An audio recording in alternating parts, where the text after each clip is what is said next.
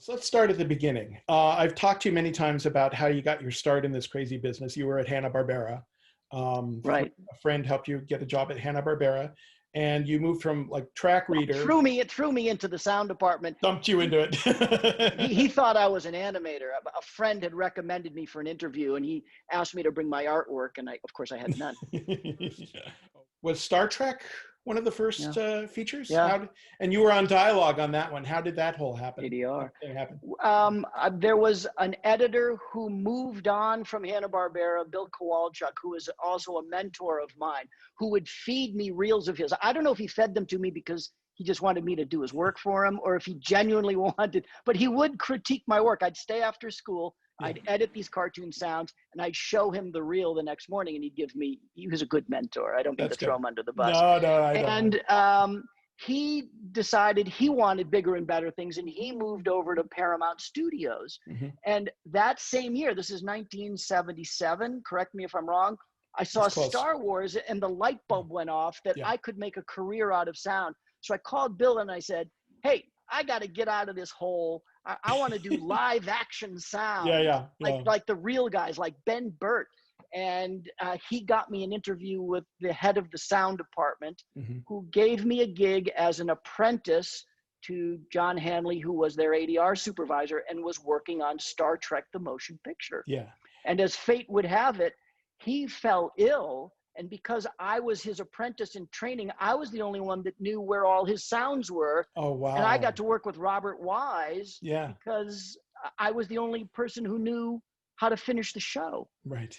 And then from that, you guys, I think Raiders wasn't that far behind that. A year and a half later. I mean, man, to go from, Hanna-Barbera to Star Trek and Raiders, that's pretty insane. I count myself as one of the luckiest individuals in Hollywood because of this incredible good fortune falling in my lap. I mean, who goes from being a Gumby at a TV assembly line sound department to working on Star Trek and then Raiders of the Lost Ark, all through no particular acumen of mine. It just all kind of happened. Whereas I kind of sought after you guys. I mean, I was thrilled to be there, but it's still the same sort of situation. It's like, how did I get here? I'm working with, these guys who did all this. But we had heard about you. You had been working, I think, for Gordy or somebody like that. We've had this story. Yeah, I'd been around and I'd been trying to sort of, get my foot in the door with you guys. I had originally but there were very few people in those days like yourself who had experience with modern sound collecting in libraries, and that was something we wanted. Your work with Joe Dante, of course, is a lot of fun. Like Gremlins. 9 movies. God, so many great. I still talk to him to this day. Gremlins in particular. Richard did the sort of hard effects, as we would say, and then you did the creature stuff. And I think. Go ahead. No, well, I think he threw what was clearly the most impossible task on the film at me. Steven Soderbergh's film Kafka, you went off as sort of, how would you describe, sort of like a second unit sound recordist kind of guy? And I just remember you coming back and putting a stack of DAT tapes on my desk. So how soon can you get through all this? I went crazy. I was just determined to be the sort of consummate Walter Murch. Sure. I wanted Kafka because Steven, like Joe, like George Miller, like Denis Villeneuve, these are filmmakers who recognize the value not only of sound to their films, but in fresh and original sound. And Steven was willing to support that.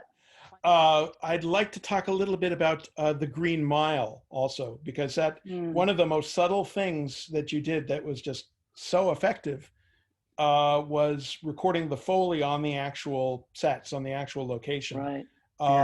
Could you talk a bit about how that happened and that whole process? Because that's I don't think that's ever been done before, as far as I know. I don't think it has either. A unique set of circumstances collided. I knew that this was going to be a very quiet, subtle movie. Yes. It's not going to have, there's no big gun battles and there's no spaceships. And so the joy, the nuance of this track was going to be in the delicate stuff, which was mostly Foley. And I thought, this needs to go the extra mile, if you will. It can't just be the usual Foley. So I started casting prisons. I actually found an abandoned prison downtown that we could set up a remote recording rig, and we could perform or re-perform all the action live to a monitor in a real acoustic space, in real jail cells with real metal bars and real concrete floors. And when I pitched this to the producer, he said, well, Mark, great, love the idea, but did you know that not only did we build our sets to spec, which means they're not the usual sets made out of paper mache and cardboard. Those are real metal bars, and that's real concrete floors, he said, and they're still standing on the sound stage. Would that be of value to me? And I'm like, what? You know, the steam whistles go off. Yeah, that's great. So you're working on Dune right now. Yeah. The new Dune. I know you probably can't talk about too much about it, but I'm sure that you've had some recording adventures and things like that. Anything you can share with us on any of the work that you've begun would be appreciated. Well, of course, Dune has a lot of sand. I was going to say, you're out. I see you out in the desert with a microphone recording sand. Yeah. We've done a number of trips out to the desert to capture all manner of sand textures that include esoteric things like sand dune groans. I appreciate you coming. I hope we can have you back on, because there's still so many things. Yeah, let's talk about. I'd love to talk about. There's a couple of films I'd love to talk about. Whoop. Sorry, I just lost all my microphones. Uh-oh. I'd love to talk about Mad Max and Blade Runner. We will.